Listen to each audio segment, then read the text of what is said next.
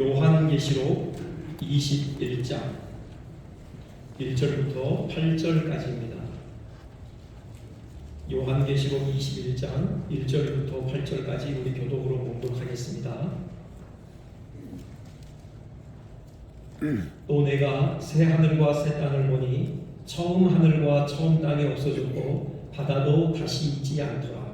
또 내가 보매 거룩한 성 새 예루살렘이 하나님께로부터 하늘에서 내려오니 그 준비한 것이 신부가 남편을 위하여 단장한 것 같더라. 내가 들으니 보좌에서 큰 음성이 나서 이르되 보라, 하나님의 장막이 사람들과 함께 있으매 하나님이 그들과 함께 계시리니 그들은 하나님의 백성이 되고 하나님은 친히 그들과 함께 계셔서 모든 눈물을 그 눈에서 닦아주시니 다시는 사망이 없고 애통하는 것이나 곡하는 것이나 아픈 것이나 다시 있지 아니하리니 처음 것들이 다 지나갔음이로라. 보좌에 앉으신 이가 이르시되 보라, 내가 만물을 새롭게 하노라 하시고 또 이르시되 이 말은 신실하고 참되니 기록하라 하시고 또 내게 말씀하시되 이루었도다. 나는 알파와 오메가요 처음과 마지막이라. 내가 생명수 샘물을 목마른 자에게 값없이 주리니 이기는 자는 이것들을 상속으로 받으리라.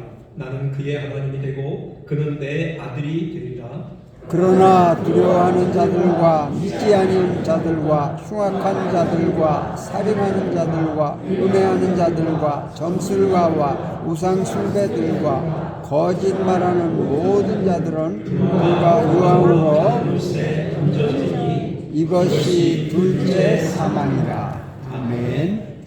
우리 앞뒤좌우로 한번 인사 나누실까요? 한 주간 참 무덥고 장마로 인하여서 많은 고생들을 하셨을 텐데요. 수고 많으셨습니다. 다시 건강하게 뵙게 돼서 진심으로 반갑고 사랑하고 축복합니다. 태평양 어느 바닷가는요, 이 암초가 산지에 있어서 이 부두까지 안전하게 들어오는 게 참 힘들다고 해요. 매번 그 암초에 부딪혀서 대화 자초되는 일이 많았다고 합니다. 물론 등대가 있었죠. 그런데 그냥 하나가 있어서요, 그 등대는 부두가 어디쯤에 있구나 이 사인은 되지만 그 부두까지 도착하는데 그 암초들이 자리하고 있는 그 장소까지는 가르쳐줄 수 없는 거죠. 그래서 이제 관계자가 고심하던 끝에요, 아주 묘한 걸 하나 생각이 냈어요. 그게 그 원래 서 있는 등대 뒤에 새로운 등대 2개를 더 설치를 한 겁니다. 그래서 이제 부두를 향해서 이제 항해에 들어오면은 그 등대가 3개가 일자로, 그래서 하나로 보이도록 그렇게 각을 맞춰놓고 그렇게 방향을 설정해 놓고 일직선으로 들어오면은 이제 암초에 걸리지 않게 되는 거죠. 그런 식으로 각을 계산해서 나란히 등대를 2개 더 이렇게 세워놓은 거예요. 그래서 등대가 3개로 보이면 큰일 납니다. 이제 암초에 부딪히는 거예요. 이걸 이제 우리의 삶에 적용을 해보자면은 우리의 삶의 크고 작은 삶의 목표들이 있죠. 뭐 돈을 더 많이 벌어야 되겠다, 뭐 출세해야 되겠다, 나는 좀 명예를 얻어야 되겠다, 권력을 한번 손에 쥐어가겠다, 뭐 이런 여러 가지 크고 작은 목표들이 있는데요. 그런 목표들을 하나로 아우르는, 그것을 일직선으로 정렬시키는 더 원대하고 더 궁극적인 목표가 반드시 필요하다는 거죠. 그렇지 않을 때, 마치 등대가 3개로 보일 때, 그렇게 혼재해 있을 때는 반드시 우리 인생의 한에 있어서 암초에 부딪혀 자초할 수 있다는 겁니다. 그것들을 하나로 아우르는 그 원대한 궁극적인 목표가 뭘까요? 예수 그리스도죠. 그리고 예수 그리스도께서 왕으로서 다스리시는 하나님의 나라예요. 우리 하나님의 나라 안에서 이 모든 목표들이 일치되어질 때, 하나로 아울러질 때 비로소 그 인생의 항해는 승리의 항해로 끝나게 된다는 그런 소중한 가르침을 주는 그런 예인 것 같습니다. 하나님의 나라, 우리 계속해서 생각을 하고 있는데요. 오늘은 특별히 마지막에 완성될 하나님 나라의 모습을 우리 좀 살펴보겠습니다. 아주 구체적으로 하나님께서 우리에게 가르쳐 주시지 않았지만 그래도 나름 그림을 그릴 수 있을 정도의 그 정도의 수준으로 우리에게 마지막 완성될 하나님의 나라를 보여주셨죠. 사도 요한의 환상을 통해서 우리에게 미리 보여주셨습니다. 여기 본문은요, 또 내가 보니 새 하늘과 새 땅을 보니 이렇게 되어 있죠. 그 완성될 하나님의 나라를 새 하늘과 새 땅이라 이름을 하고 있어요. 나라를 구성하는 요소가 있죠. 주권이 있고요, 영토가 있고 국민, 백성이 있습니다. 하나님 나라도 마찬가지예요. 그래서 이 완성될 하나님의 나라, 새 하늘과 새 땅, 오늘 그 세 가지 관점에서 한번 들여다보려고 합니다. 먼저요, 주권이죠. 나라를 이루는 가장 중요한 요소 역시 주권이죠. 그렇듯 하나님 나라의 핵심 또한 하나님의 주권입니다. 하나님의 주권이 시행되는 곳, 그곳이 바로 하나님의 나라인 것이죠. 본문은요, 이 새 하늘과 새 땅에서 하나님의 주권이 충만하게 실현될 것을 우리에게 보여주고 있어요. 3절 보면은 하나님께서 사람들과 함께 계실 것에 대해서 3번이나 반복해서 언급하시죠. 하나님의 장막이 사람들과 함께 있고, 하나님이 그들과 함께 계시고, 하나님께서 친히 그들과 함께 계신다. 3번이나 하나님의 임재에 대해서 반복해서 언급하는데요, 그만큼 완성될 새 하늘과 새 땅, 하나님의 나라에서는요, 하나님의 충만한 임재가 실현될 것이다. 그걸 강조하는 것이죠. 그런데 이 하나님께서 어떻게 임재해 계셔요? 여기 3절 앞부분에 보니까요, 내가 들으니 보좌에서 큰 음성이 나서 그래요. 하나님께서 보좌에 계시다는 거죠. 이것은 5절에서도 반복되고 있습니다. 보좌에 앉으시니까 이르시되 그렇죠. 하나님께서 보좌의 좌정에 계셔요. 그 보좌는 왕자죠. 하나님께서 충만하게 임재하시되 하나님께서 왕으로서 임재하신다는 거죠. 하나님의 충만한 임재는 하나님의 충만한 다스리심을 내포하고 있는 것입니다. 하나님께서 충만하게 다스리시는 곳, 하나님의 충만한 통치가 실현되는 곳, 그것이 바로 완성될 하나님의 나라다라는 것이죠. 하나님의 구원의 역사는요, 이 하나님의 임재의 회복의 역사예요. 여러분, 처음 아담을 하나님의 형상으로 지으시고 언약을 맺으셔서 그를 하나님의 백성 삼으시고 그 안에 임재하시잖아요. 아담이 타락하지 않았을 때, 그 순전한 가운데 있을 때 하나님의 내주를 가졌을 것이다. 그렇게 보통 해석을 합니다. 그런데 범죄했죠. 그래서 하나님의 임재를 잃어버려요. 그 하나님의 임재의 자소인 에덴 동산에서 쫓겨나잖아요. 그 이후에 하나님께서 임재를 회복하시기 위하여 일하시죠. 이스라엘을 득정하시고요, 또 그들을 하나님의 백성 삼으시고 그들 가운데 임재하시고, 바로 성소, 성전, 그 지성소 안에 그룹과 그룹 사이에 그 셰키나라는 영광의 구름으로 하나님께서 임재해 계셨던 것이죠. 마침내 예수님이 오셔서요, 십자가에서 피 흘리심으로 우리의 모든 죄를 다 씻으셨고, 그래서 드디어 우리 안에 다시 하나님의 임재가 시작이 된 겁니다. 처음에 그 순전한 가운데 아담 안에 있었던 하나님의 내주가 다시 우리 가운데 시작이 됐던 거죠. 성령 안에서 삼위 하나님께서 친히 오셔서 좌정하시게 됐어요. 참 이것도 참 복인데요. 그런데 완성될 하나님의 나라, 새 하늘과 새 땅에서 펼쳐질 하나님의 충만한 임재에 비하면 아주 희미하다라는 거예요. 이 차이를요, 사도 바울은 이런 비유를 통해서 설명을 합니다. 고린도전서 13장 12절이죠. 우리가 지금은 거울로 보는 것 같이 희미하다. 여러분 잘 아시겠지만 지금의 거울 생각하시면 안 됩니다. 이 당시에 통용되던 거울은 청동으로 만들어진 거울이잖아요. 그것도요, 그 표면이 매끈하지도 않아요. 여러분 사진 한번 보시면요, 그 인터넷으로 거기에 조각이 새겨져 있어요. 부조로 그림 장식이 되어 있습니다. 나름 멋을 내더라고요. 그러니 이게 잘 비치지 않는 거죠. 전체도 비치지 않고 파편적으로 보여요. 아주 희미한 거예요. 그에 비해서 하나님 나라가 완성될 때, 그때 하나님의 충만한 임재는 마치 얼굴과 얼굴을 대하여 보는 것과 같은 그런 충만한 임재를 경험하게 된다는 것입니다. 구약 성도들에 비하면 우리는 충만한 하나님의 임재를 경험하고 있지만, 완성될 하나님의 나라에는 비할 수 없이 더 충만한 하나님의 임재, 더 충만한 하나님의 다스리심을 우리가 경험하게 된다는 겁니다. 여러분, 이 하나님의 충만한 임재, 이 하나님의 충만한 다스리심이 우리의 생명이에요. 그때 어떤 일이 일어나느냐? 악이 제거된다. 분명하게 선언을 하셔요. 그게요, 바로 1절 뒷부분에 바다도 다시 있지 않더라 라는 진술이 의미하는 바입니다. 이 바다는 물리적인 바다가 아니에요. 야, 새하늘과 새 땅에는 바다가 없어? 난 바다가 좋은데. 여름 휴가는 어디서 보내지? 여러분 그런 걱정 안 하셔도 된다고요. 이때 바다는 물리적인 바다가 아니고요, 상징적인 바다예요.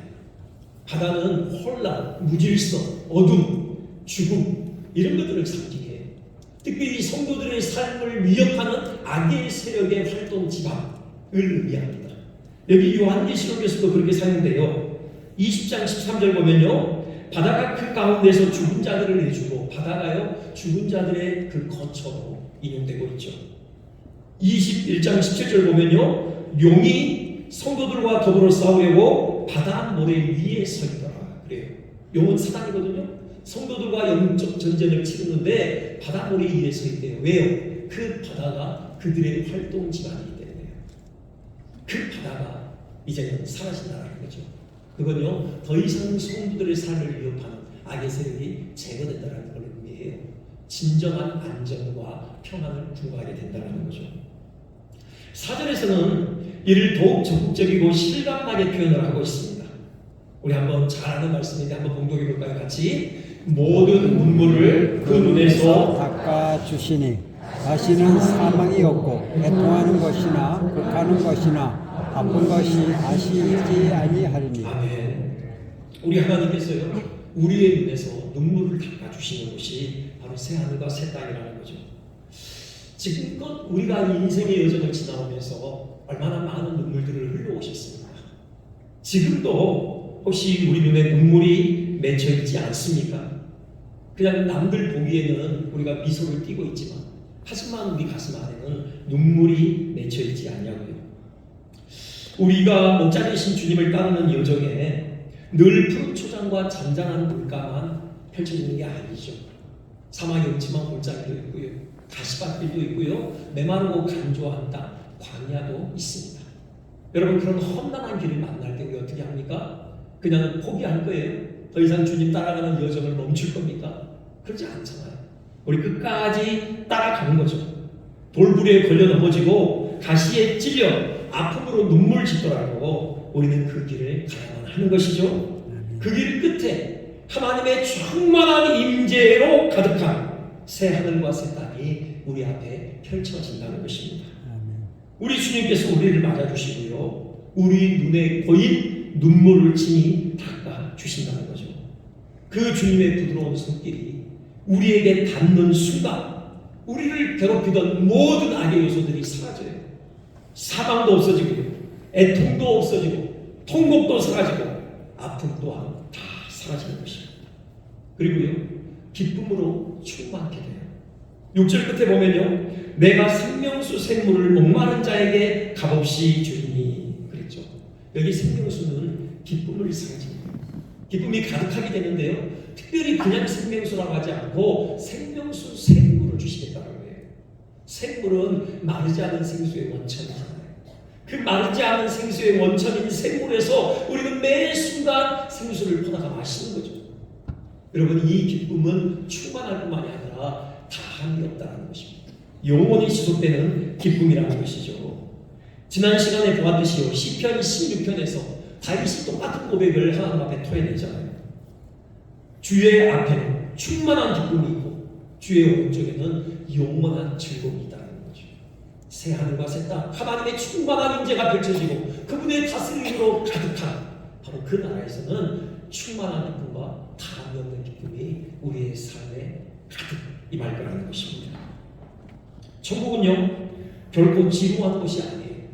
우리 흰옷 입고 종려나무 손에 들고 종려가지 손에 들고 그냥 보좌에 앉으신 하나님과 어린 양께 구원하심이 있도다, 매 순간 이 찬양만 하고 있으면은 좀 지루하지 않을까? 여러분, 그런 생각할 수 있는데요, 천국은 결코 지루한 곳이 아니에요. 우리 마음 깊은 곳에서부터 매번 새롭게 기쁨이 샘솟는 것입니다. 하나님께서는요, 다함이 없으시고 무한하시고 하나님 그분의 그 인자하심과 긍휼하심은 무궁하죠. 그것이 날마다 아침마다 새롭다. 그것이 바로 에레미야 선지자가 바로 그 눈물 짓던 가운데 부르짖었던 찬송입니다. 여러분, 하나님은 다함이 없으시고 바로 그분이 우리에게 주신 그 기쁨도 다함이 없어요. 매번 새로운 것입니다. 이 땅에서 우리도 이 기쁨을 누렸으면 좋겠습니다. 우리가 마지막 완성될 하나님 나라는 뭐 말할 것도 없고요. 우리가 이 땅에 바로 우리 주님께서 세우신 그 하나님 나라에 우리가 동참해서 살아가는 동안에 우리가 그 충만한 기쁨을 누렸으면 좋겠습니다. 하나님의 임재를 경험하고 그분의 다스리심에 순복함을 인하여 그분께서 우리에게 안겨주신 그 생명수 샘물로부터 우리가 기쁨의 생수를 매일 기름하신 그 복이 우리 모두에게 주어지기를 주님의 이름으로 축원드립니다. 아멘. 두 번째 영토인데요. 하나님의 나라 또한 영토가 있죠. 여러분 에덴 동산이 하나님 나라가 펼쳐지는 장소였죠. 그리고 나중에 그 이스라엘 백성들의 삶의 기반으로서 가나안 땅이 하나님 나라가 펼쳐지는 장소였습니다. 그처럼 바로 완성될 하나님의 나라에서도 장소가 있습니다. 영토가 있습니다. 이름하여 새 하늘과 새 땅인 것이죠. 새 하늘과 새 땅. 오늘 이 두 번째 페이지에서 좀 이 부분을 집중해서 살펴보고 싶은데 이 새 하늘과 새 땅이 지금 우리가 마주하고 있는 지금 이 세계와는 어떤 관련이 있는가? 여러분 여기에는요 두 가지 지금 견해가 양립을 해요. 여기 1절 보면 이렇게 되어 있습니다. 또 내가 새 하늘과 새 땅을 보니 처음 하늘과 처음 땅이 없어졌고 그랬죠. 처음 하늘과 처음 땅. 지금 우리가 마주하고 있는 이 세계죠. 하나님이 처음 지으신 창조 세계.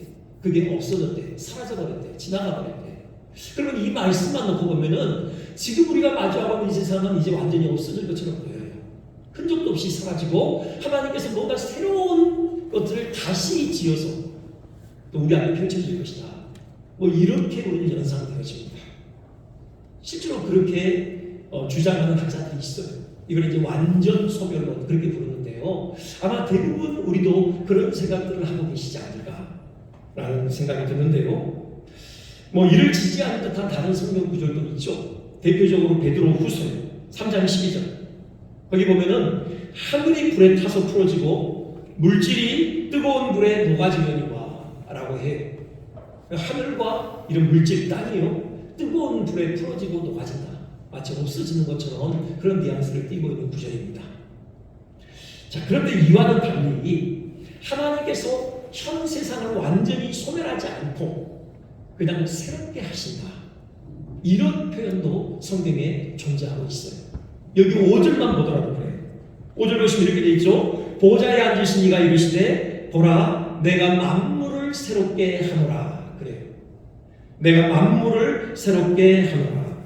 여기 새롭다. 이게 이제 헬라어로 두 가지 종류의 단어가 있는데요. 하나가 네오스입니다. 이 네오스라는 것은 말 그대로 교체되는 거예요. 예수님께서 새수로 새 부대에 그런 말씀하셨잖아요. 그러니까는 헌수는 이제 버리고 새수로 교체하는 이런 의미의 새로움이 있어요. 그리고 또 한 가지 단어가 있는데요. 카이노스라는 단어가 있어요. 이것은 질적인 새로움을 의미해요. 어떤 사람이 그냥 그렇게 살다가 바뀌었어요. 그럴 때 우리가 그 사람을 일컬어서 야, 저 사람 참 새 사람 됐다. 우리 그렇게 얘기하잖아요. 그때 그 새로움, 이게 바로 카이노스입니다. 그 사람은 그대로 있어요. 다만 질적으로 바뀐 겁니다. 새로워진 거죠. 여기 만물을 새롭게 한다. 그때의 새로움은요, 카이노스예요. 질적인 새로움이에요. 교체된 게 아니라 그 질적으로 변화됐다고요. 새 하늘과 새 땅, 그때의 그 새도 카이노스예요. 질적으로 새로워졌다는 거예요. 처음 하늘과 처음 땅이 없어지는 게 아니라 바로 처음 하늘과 처음 땅이 질적으로 변화된다는 거죠. 그런 의미를 갖고 있는 진술입니다. 자, 어떤 게 맞을까요? 우리가 뭐 완벽하게 이러다라고 얘기할 수도 없어요. 하지만 논리적으로 봤을 때 우리는 이 질적으로 새로움을 기준으로 우리는 그 첫 구절을 해석할 수 있죠. 그러니 처음 땅이 없어졌다. 이 의미는 뭐냐면은 이 처음 하늘과 땅이 너무 질적으로 새로워서 그 새로움이 너무 완벽해서 마치 없어져 버린 듯한 그런 모습을 띈다. 그런 의미예요. 이해가 되시나요? 여러분 베드로 사도가요. 그 구약 성경을 잘 알고 있는 유대인들에게 설교하던데 이런 말을 해요. 사도행전 13장 21절인데요. 만물을 회복하실 때까지는 이렇게 얘기해요. 만물을 회복한다. 이게 사도 바울의 설교에 나오는 내용입니다. 만물을 없애지 않고 회복시킨다는 거예요. 이건요, 그런 거죠. 지금 우리가 마주하고 있는 이 현 세상, 하나님이 처음 지으신 이 세상이 그 순전한 상태 그대로 남아있지 않잖아요. 아담이 범죄함으로 인하여서 그 죄의 영향이 이 창조 세계에 스며들었어요. 영향을 미친 거죠. 그래서 하나님의 영광이 미친 현저하게 희미해졌어요. 그 죄의 영향을 거두어내신다는 겁니다. 그 악을 하나님께서 다 제거해버리신다는 거예요. 정화시킨다는 거예요. 그래서 온전히 의반과는 새하늘과 새 땅을 빚어내신다는 거죠. 그러니요, 지금 베드로 사도가 베드로후서에서 아까 했던 그 말, 바로 3장 그 말씀, 하늘이 뜨거운 불에 풀어지고 물질이 뜨거운 불에 녹아진다. 그게 뭐겠습니까? 이 처음 창조가 다 없어지는 게 아니라 이 처음 창조에 드리워진 모든 악, 그런 죄를 하나님이 다 불로 태워버리신다는 거죠. 정화시키신다는 거예요. 그래서 온전히 음화하는 새 하늘과 새 땅을 빚어내신다. 우리는 그렇게 해석할 수 있는 것입니다. 예수 그리스도의 십자가의 공연은 우리 사람에게만 적용되는 게 아니에요. 우리의 죄만 씻는 게 아니라 이 창조 세계도 구속하는 것입니다. 아담의 타락으로 말미암아 더럽혀진 이 세상을 다시 회복시키는 그 능력이 예수 그리스도의 십자가의 능력에 있어요. 자, 이 사실이 그렇다면 우리에게 부여하는 의미는 뭘까요? 먼저요, 이 땅에서 우리가 주고 안에서 하는 수고, 그것이 하나도 헛되지 않다. 그 말씀이 진리인 우리 다시 확인하게 되죠. 자, 고린도전서 15장 58절 뒷부분에 보면요, 너희 수고가 주 안에서 헛되지 않은 줄 알미라 라고 말씀하고 있죠. 그리고 요한계시록 14장 13절에 보면요, 그들이 행한 일이 따름이라 이렇게 말씀하고 있습니다. 우리의 수고가 주 안에서 하나도 헛되지 않고요. 왜요? 우리가 한 일이 우리 새 하늘과 새 땅에 우리가 들어갔을 때 우리를 따라온다는 거죠. 곧 우리의 수고의 열매가요, 새 하늘과 새 땅에 오롯이 새겨진다는 겁니다. 별처럼 빛나게 된다는 겁니다. 새 하늘과 새 땅을 찬란하게 빛내는 그 영광의 빛의 한 요소로 우리가 이 땅에서 한 수고의 열매들이 편입된다는 겁니다. 귀속된다는 겁니다. 물론 여기에는 전도의 열매가 있죠. 여러분, 천하보다 더 귀한 영혼 복음으로 우리가 구속하는 것. 그래서 그 영혼이 새 하늘과 새 땅에 들어가게 하는 것. 이것은 끝없이 남는 너무나도 소중한 열매예요. 내 전도의 열매만 남는 게 아니에요. 우리가 하는 모든 수고의 열매가 새 하늘과 새 땅에 오롯이 편입이 되는 겁니다. 물론 죄의 요소는 다 정화되고 제거돼서요. 이걸 보여주는 한 가지 진술이 더 있는데, 놀라운 진술이 있는데, 요한계시록 21장 24절 이렇게 돼 있어요. 좀 보여주시겠습니까? 요한계시록 21장 24절입니다. 자, 땅의 왕들이 자기 영광을 가지고 그리로 들어가리라 이렇게 되어 있고요. 그 다음에 26절 보면요, 사람들이 만국의 영광과 존귀를 가지고 그리로 들어가겠고 이렇게 되어 있어요. 이게 뭘까? 지금 새하늘과 새 땅, 그 완성되는 하나님의 나라의 사람들이, 왕들이 자기 영광과 존귀를 가지고 들어간대요. 이게 뭘까? 많은 학자들은요, 이게 이 땅에서 우리가 주 안에서 한 수고의 열매라는 거예요. 창조 작품들, 그리고 음악 작품들, 미술 작품들, 그의 여타 많은 수고의 열매들이 바로 우리가 새하늘과 새 땅에 들어갈 때 영광과 존귀로 함께 가지고 들어간다라는 거예요. 그래서 제가 참 존경하는 신뢰하는 신학교 교수님은 천상에서 모차르트 음악이 울려 퍼질 거다, 그런 말씀을 하셔요. 그만큼 완성도가 높다는 거죠. 뭐죠, 기하 구조와 자연 세계에 그 깃들어 있는 프랙탈 구조를 정말 거의 완벽하게 재현해낸 그런 음악이다. 완성도가 높고 정말 아름다운 음악이다. 그런 평가를 받는데요. 그 천상에서, 그 하나님 나라에서 모차르트 음악이 울려 퍼질 것이다 라는 그런 얘기를 해요. 이런 식으로 주 안에서의 우리의 수고, 그것이 하나님의 영광을 위한 일이고 하나님의 말씀에 합치한 일이고 하나님의 동심으로 해낸 일이라면 여러분, 그 일은 하나님 나라에 편입되는 것입니다.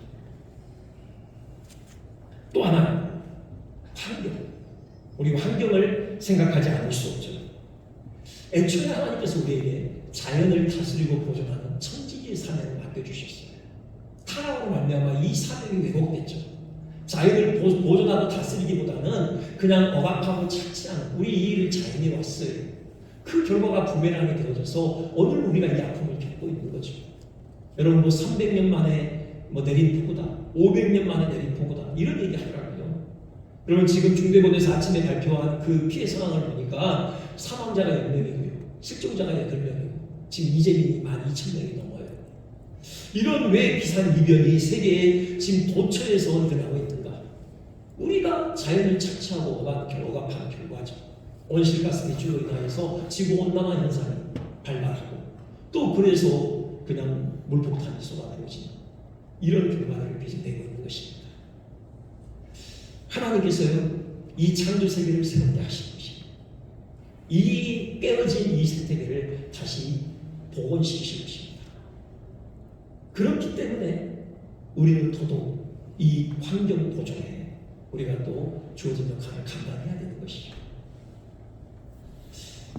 아까도 영상으로 우리 컵, 일회용 컵 우리 안 쓰기 지금 운동을 하고 있는데요. 여러분 그 작은 우리가 실천이라도 했으면 좋겠어요. 물론 나는 부득이하게 나는 도저히 안 된다. 여러분 그러면 어쩔 수 없지만 여러분 집에서 교회 오실 때 꼭 텀블러나 다회용 컵 여러분 꼭 챙겨 가지고 오셨으면 좋겠어요. 여러분 마음껏 커피 드십시오. 마음껏 음료 드십시오. 단 종이컵보다는 여러분 다회용 컵을 사용하셨으면 좋겠습니다. 마지막 우리 한 가지 볼까요? 백성이죠. 이 영원한 하나님의 나라, 새 하늘과 새 땅을 기업으로 상속받는 하나님의 백성이 여기에 지금 나오고 있어요. 자, 이 하나님의 나라를 상속받는 하나님의 백성을 부르는 호칭 우리 잠깐만 주의해 볼까요? 7절 이렇게 되어 있습니다. 이기는 자는 이것들을 상속으로 받으리라. 나는 그들의 하나님이 되고 그는 내 아들이 되리라 라고요. 이겨야 한다는 거죠. 그 하나님 나라를 기업으로 상속받으려면, 그래서 당당하게 하나님의 아들이 되려면 여러분 이겨야 된다 라고 지금 성경은 선언하고 있어요. 이긴다. 여기 뭐가 전제되어 있습니까? 싸움이 전제되어 있는 거죠. 영적인 싸움이 전제되어 있어요. 이 땅에서의 성도의 삶은 영적인 전투로 점철되어 있다는 것이죠. 우리는 피할 수 없습니다. 사단은 끊임없이 우리를 공격해와요. 우는 사자와 같이 달려들든지 아니면 여호와 같이 간사하게 미혹하든지 어떤 방식으로든 사단은 끊임없이 우리를 넘어뜨리기 위해서 공격을 걸어옵니다. 싸움을 걸어와요. 여러분 이게 결코 쉽지 않은 싸움이에요. 치열합니다. 에베소서 6장에서 이 사단의 공격을 불화살로 표현하고 있잖아요. 불화살. 어디서 날아올지 몰라요. 언제 날아올지 모릅니다. 우리는 믿음의 방패로 그것들을 다 막아내야 돼요. 자칫 그 불화살에 찔리기라도 해봐요. 여러분 치명상을 입고 피 철철 흘리면서 그 영혼의 아픔을 감내해내야 돼요.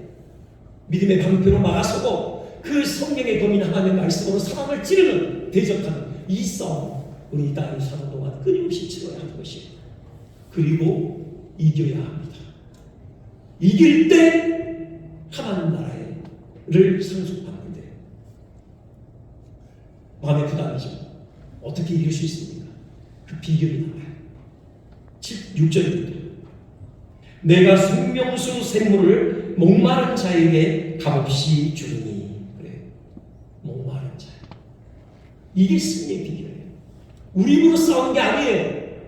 목마름이 무슨 목마름이에요? 하나님의 은혜에 대한 목마름이죠. 내 힘으로는 안 됩니다. 나에게는 그럴 능력이 없습니다. 하나님 도와주시라. 하나님의 은혜가 전적으로 필요합니다. 나의 의가 아닙니다. 나의 의로 하나님 나라를 상속받을 수 있는 그런 공로는 내게 없습니다. 오직 예수 그리스도의 의입니다. 예수 그리스도의 피뿌림을 전적으로 의지하는 그런 목마른 자. 이것이 바로 승리의 비결이에요. 다시 말씀드리겠습니다. 나의 힘이 아니에요. 오직 하나님의 도우심입니다. 하나님의 능력이에요. 나의 의가 아니고요. 예수 그리스도의 의예요. 그 능력과 그 의를 의지하는 자만이 그리스도의 승리가 우리의 것이 되는 그런 경험을 하게 되는 것이죠. 이 하나님의 백성에 대한 다른 이름 하나 더 있습니다. 27절에 오직 어린 양의 생명책에 기록된 자. 예. 이게 무슨 의미겠습니까? 예수 그리스도만을 의지하는 거죠. 그분의 피뿌림만을 의지하는 거죠. 예수 그리스도의 십자가만을 붙드는 자예요. 바로 그 자가 어린 양의 생명책에 이름이 기록된 자인 것이죠. 여러분 그랬으면 좋겠어요. 우리 한순간도 놓치지 않냐고 오직 예수 그리스도만을 의지하자고요. 하나님을 향한 그 가난한 심령 가지고 목마름을 가지고 하나님의 은혜를 사모하며 엎드리자고요. 예수 그리스도의 십자가만을 붙들자고요. 그때 우리에게 승리를 안겨줘 주실 것이고 영원한 다음 그 기쁨의 나라 하나님의 나라를 우리에게 선물로 안겨주실 것입니다. 아멘. 모두가 그 복의 주인공 되시기를 주님의 이름으로 축원드립니다. 아멘. 우리 같이 이 자리에서 일어나셔서 이 찬양 주님 앞에 드리며 결단하는